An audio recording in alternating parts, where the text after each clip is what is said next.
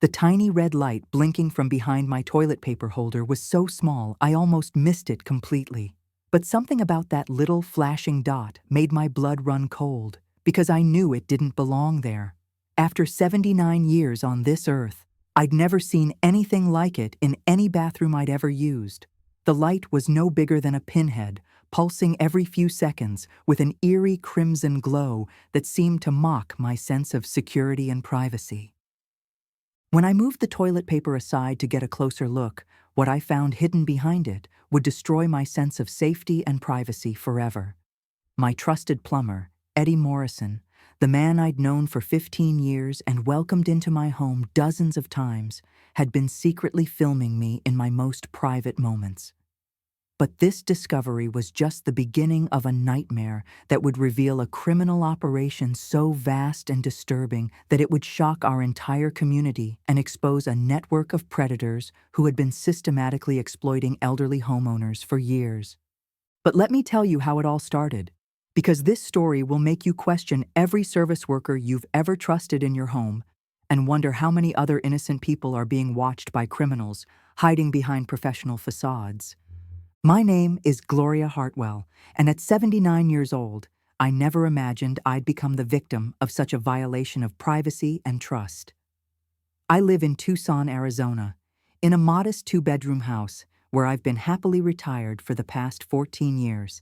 After working as a school librarian for 35 years, I thought I'd earned the right to live quietly and peacefully, surrounded by my books, my garden, and the occasional visit from my grown children who live in other states. The house itself has been my sanctuary since I moved here in 2009.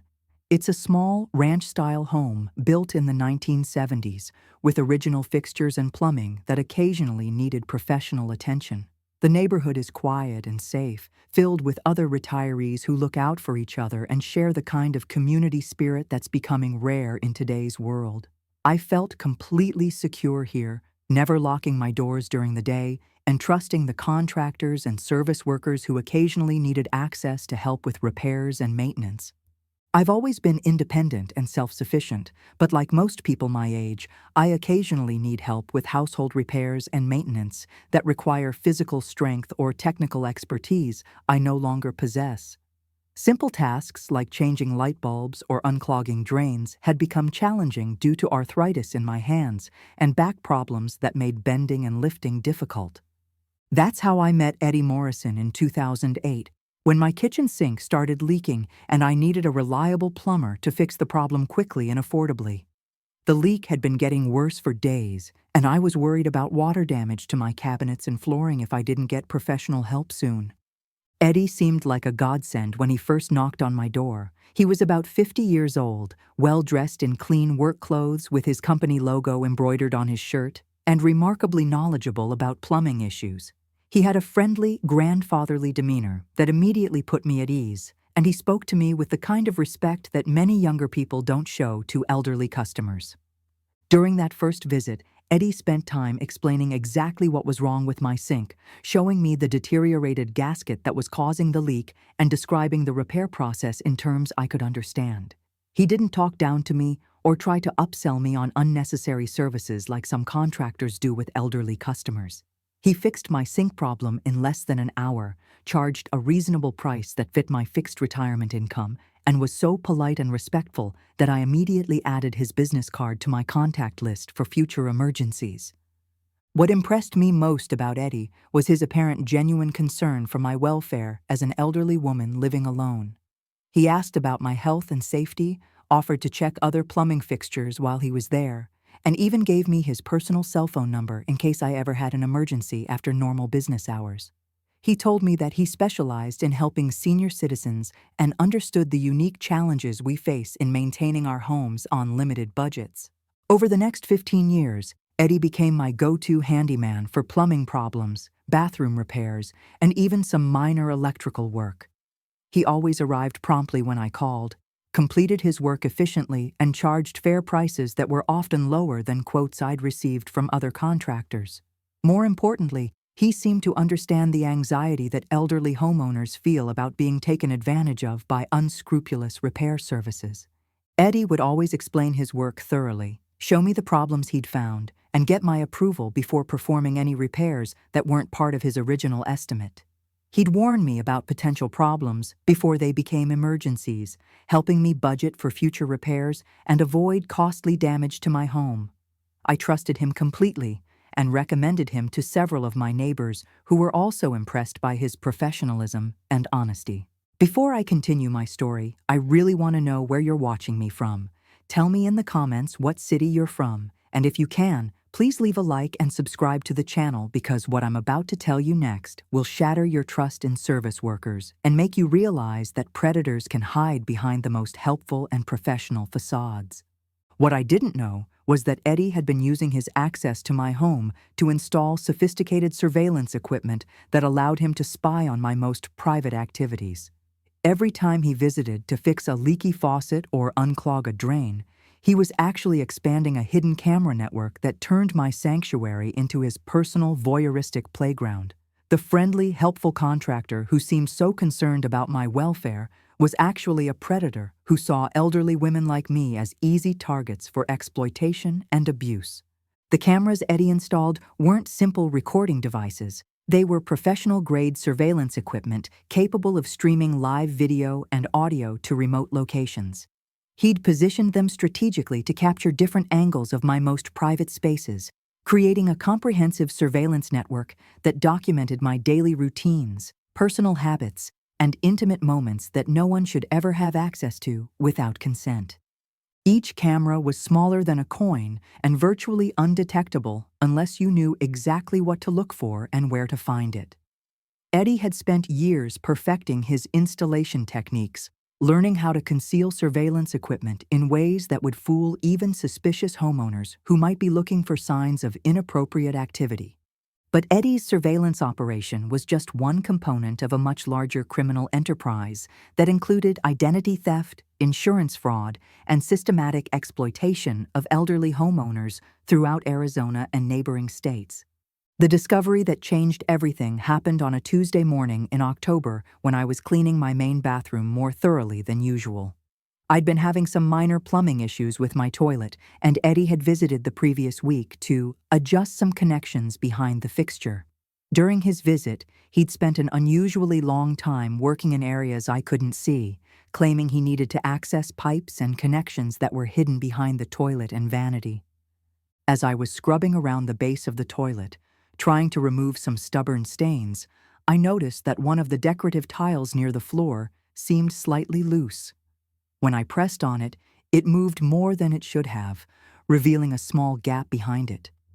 Curious about whether I had a structural problem that needed professional attention, I carefully removed the tile to see what was behind it. What I found made my hands shake and my stomach turn with revulsion and fear. Hidden behind the loose tile was a tiny wireless camera, no bigger than a button, with a small red light that blinked every few seconds to indicate it was actively recording.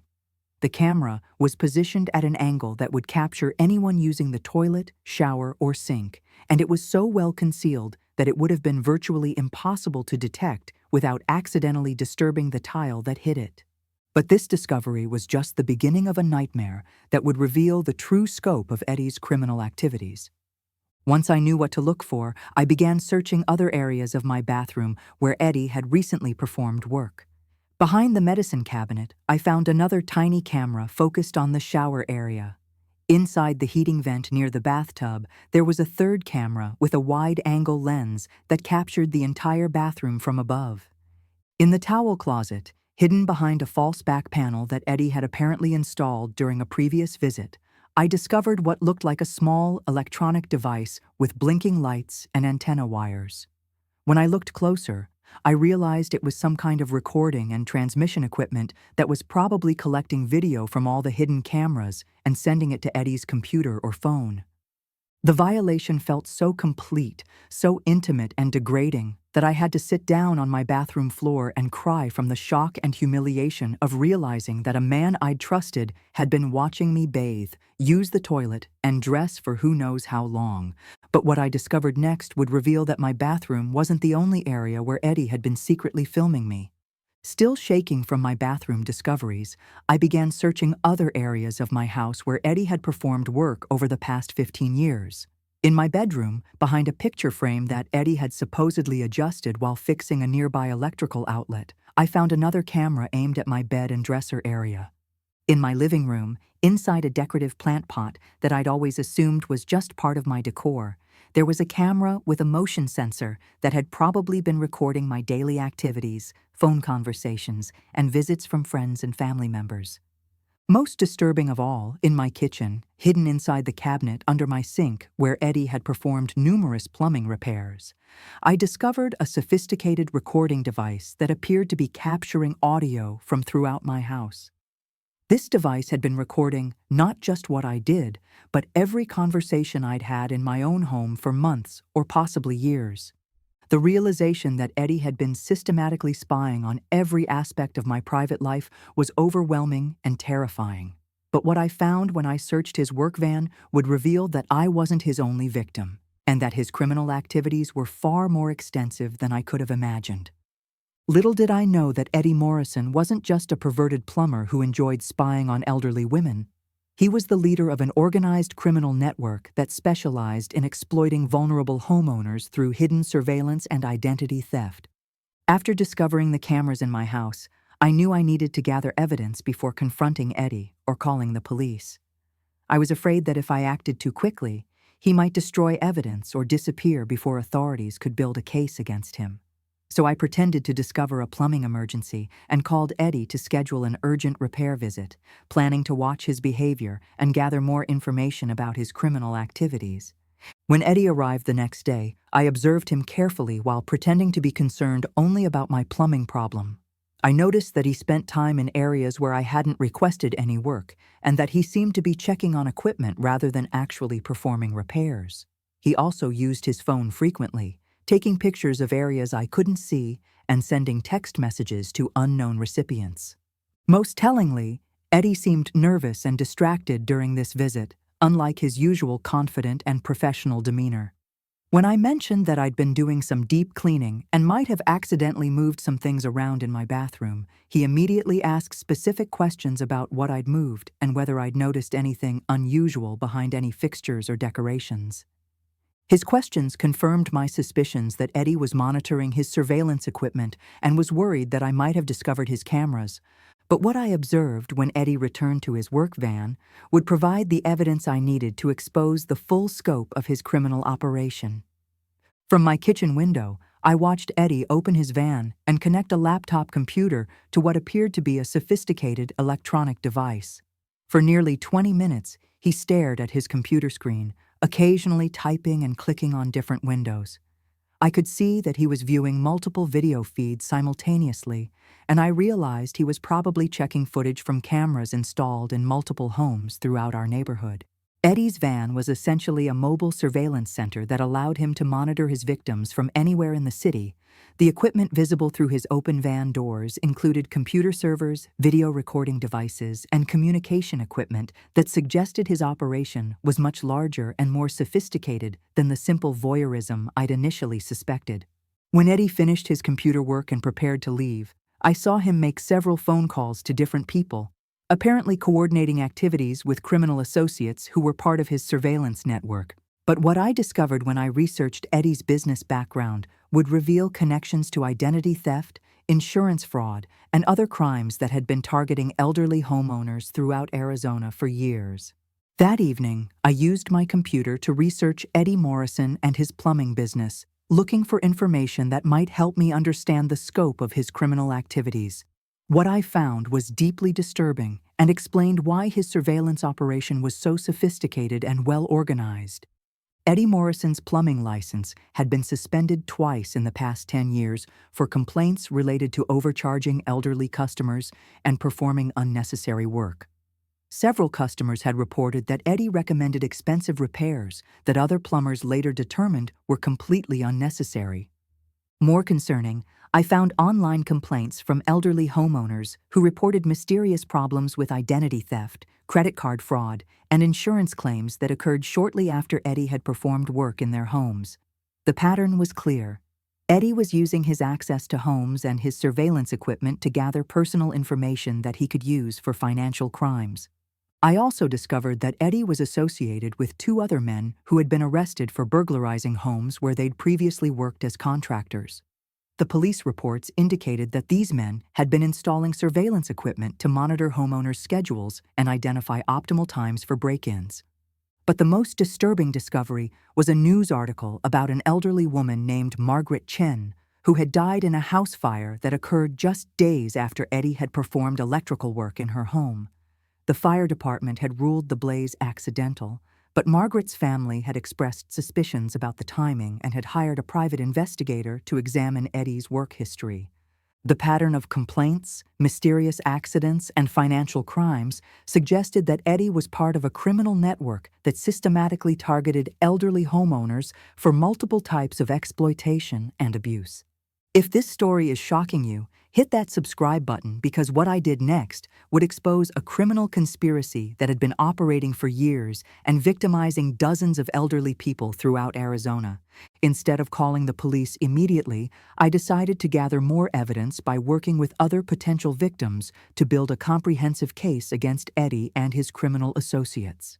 I contacted several neighbors who had used Eddie's plumbing services and asked them to check their homes for hidden cameras and surveillance equipment.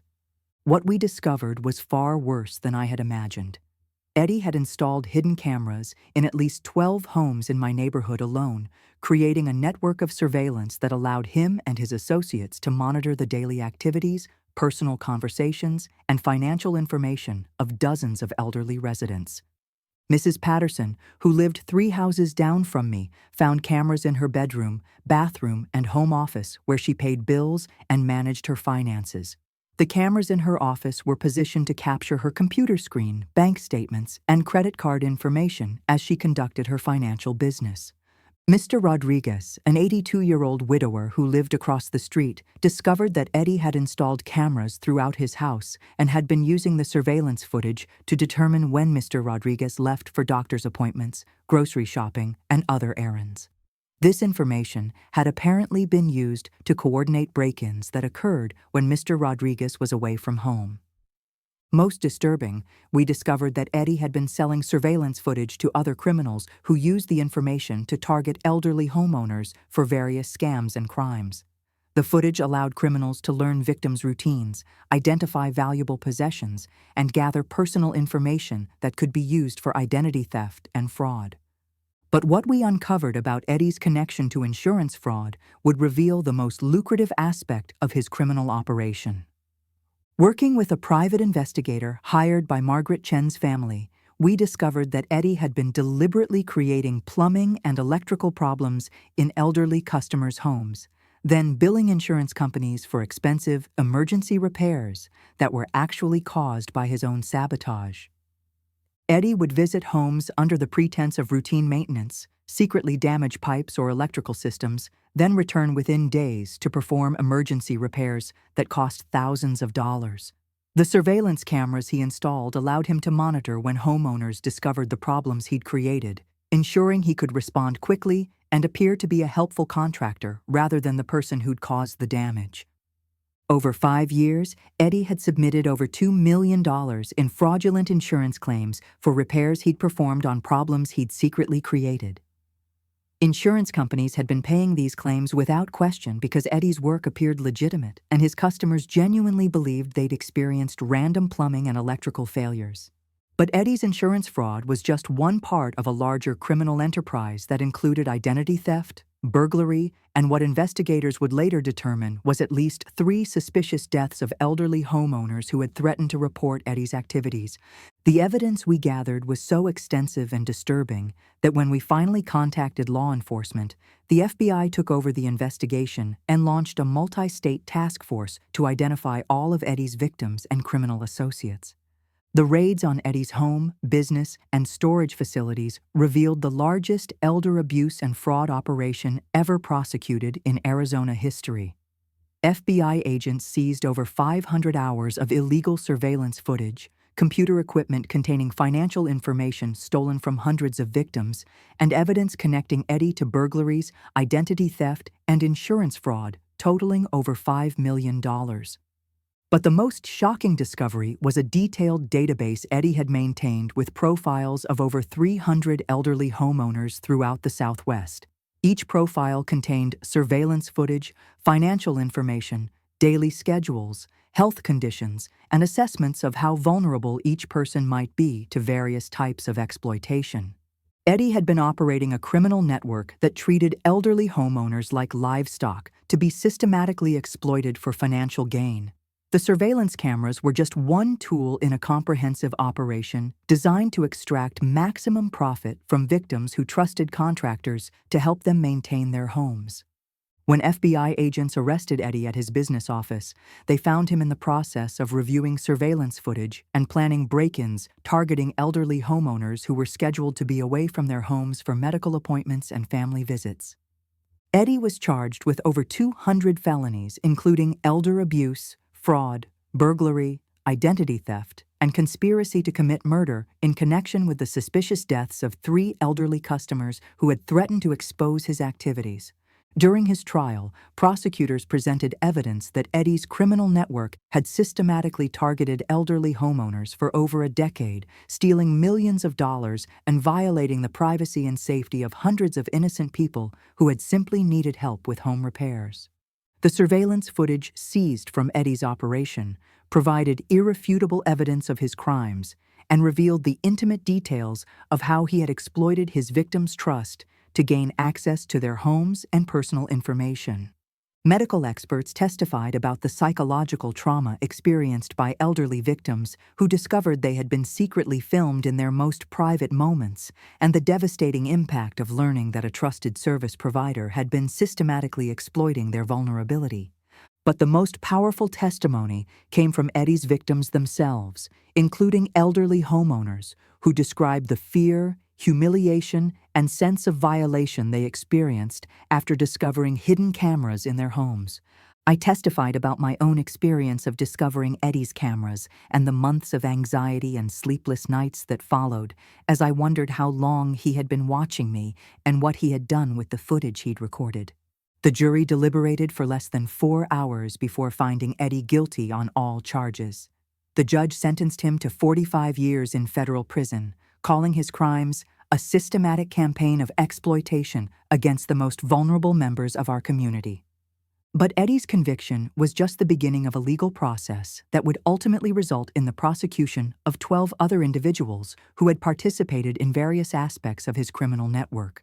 The investigation revealed that Eddie's operation had connections to organized crime groups that specialized in exploiting elderly people through various scams and frauds. Some of his associates were prosecuted for burglary and identity theft, while others faced charges related to insurance fraud and money laundering.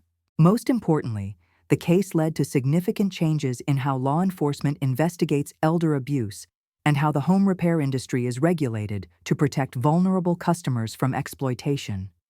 Today, 4 years after Eddie's conviction, I've rebuilt my sense of security and privacy, but the experience changed me in ways that will last for the rest of my life. I had to completely renovate my bathroom and bedroom to remove all traces of Eddie's surveillance equipment and restore my sense of privacy in my own home. I've also become an advocate for elder abuse prevention and work with law enforcement agencies to educate elderly homeowners about the warning signs of contractor fraud and exploitation. My case has been featured in training materials for police officers, social workers, and insurance investigators who work with elderly victims. The home security industry has used my experience to develop new products and services specifically designed to help elderly homeowners detect hidden surveillance equipment and protect themselves from contractor fraud. Share this story if it moved you, because contractor fraud and elder abuse through hidden surveillance are more common than most people realize, and sometimes the most trusted service providers are the ones who pose the greatest danger to elderly homeowners. I've learned to be much more cautious about allowing contractors and service workers into my home, and I now require multiple references and background checks before hiring anyone for home repairs or maintenance. I've also installed my own security cameras and monitoring equipment to ensure that anyone working in my home is properly supervised and cannot install unauthorized surveillance equipment. The house where Eddie violated my privacy has been completely secured, and I've turned my experience into a mission to protect other elderly people from similar exploitation and abuse. Every month, I speak at senior centers and community organizations about contractor fraud and the importance of verifying the credentials and reputation of anyone who asks for access to your home. I've also worked with law enforcement to develop a database of warning signs that can help elderly homeowners identify potentially dangerous contractors before they become victims of surveillance and exploitation. The surveillance equipment that Eddie used to spy on me and dozens of other elderly victims has been destroyed. But the lessons learned from his criminal operation continue to protect other vulnerable homeowners from similar crimes. Sometimes the most dangerous people are the ones who present themselves as helpful and trustworthy, using their professional credentials to gain access to victims who have no reason to suspect criminal intent. But sometimes, when victims refuse to be silenced and work together to expose criminal operations, justice can be served and other potential victims can be protected from similar exploitation. Eddie thought he could exploit elderly homeowners with impunity because we were vulnerable and unlikely to detect his sophisticated surveillance operation or fight back against his criminal network. Instead, he learned that underestimating the intelligence and determination of elderly crime victims was the biggest mistake of his criminal career. My discovery of those hidden cameras wasn't just about protecting my own privacy, it was about exposing a criminal enterprise that was systematically exploiting some of the most vulnerable members of our community. That's the power of refusing to be a victim and choosing instead to fight for justice, regardless of your age or the apparent power of the criminals who try to exploit you. The red lights that once blinked from Eddie's hidden cameras have been replaced by security lights that I control, ensuring that my home remains a safe and private sanctuary where I can age with dignity and peace of mind. Today, at 83 years old, I'm more vigilant but not more fearful, and I'm using every day I have left to make sure other elderly people don't experience the violation and exploitation that Eddie brought into my life. Sometimes the best way to heal from being victimized is to use your experience to prevent other people from suffering the same crimes that nearly destroyed your sense of safety and privacy. Eddie will spend the rest of his life in prison, but I'll spend the rest of mine making sure his criminal operation led to stronger protections for elderly homeowners who deserve to live safely in their own homes without fear of exploitation by the very people they hire to help them.